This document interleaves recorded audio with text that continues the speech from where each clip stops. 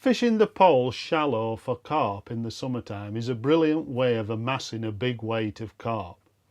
But of course, when them carp move out past the pole line, it's difficult to access them with the pole, so you need another method, and the best method is to use a pellet type waggler.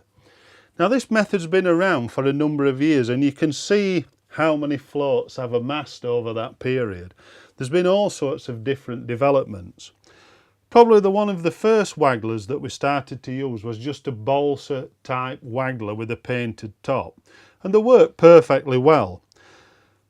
Now the next progression, we started using floats that were fluted, that just casted a little more straight and again weighted at the bottom, so there was no actual shot on the line. The next float we progressed to, again a brilliant float because it was short and squat in itself, was just a foam or a polystyrene type bodied float.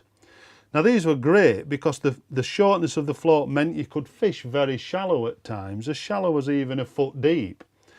But there's a downside to this type of float because they damage very easily. The base of the float here, you can see, has got some damage on it where it's been in the landing net with the fish. When you're fishing very shallow, this float can finish up in the net with the fish, and then the float can get damaged or even broke.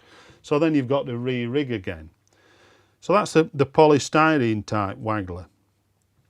There's been various types of even the polystyrene one, and this one's got an actual plastic piece right through the float to stop it breaking. Now Drennan have produced a new set of floats. So the pellet type waggler then is a hollow type plastic like this, painted at the top and then shots at the bottom. Now the pellet type waggler in plastic's got quite a few different characteristics to it. When it's in the water, of course, because it's a tinted brown colour, in our sort of brown carp puddles, it's not as obtrusive to the fish. Now what's happened over the years, the fish have got used to this type of waggler plopping in the water in front of them, and they're scared away from it. So the hollow type waggler, it's not as obtrusive to the fish at all, so the fish can't see it the same. Now this one's got shots at the bottom, it's not loaded in the base. But the downside to this is that when you have to move these shots all the time, when you're fishing up shallow, you can damage the line at the base of the float.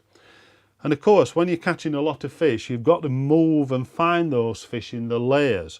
So moving the shots up and down on the line, it's easy to damage the line and break the line when you're catching fish, not what you want.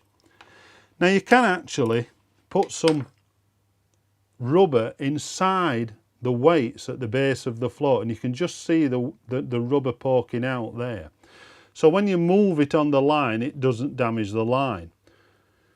Now these floats, when they cast at the fish, because you've got weight at the bottom of the float, they don't dive too deep in the water. So it's a good float that works perfectly well. The ones I prefer to use is the fully loaded carp type waggler like this. Now this waggler's got a bomb type shaped weight at the bottom, so you can connect that to the line using rubber grummets at the bottom of the float. But because it's got a weight that's on the outside of the float, they cast extremely straight. So any fish that's cruising in front of you, you can cast at them very easily with this type of float. Now another bonus to this float is that it's got a glow tip top to it. Now when the sun's in front of you, like it often is in the summertime, the sun can shine through this type of top, so it almost glows up bright in front of you, so it's always visible. Important when you're waggler fishing.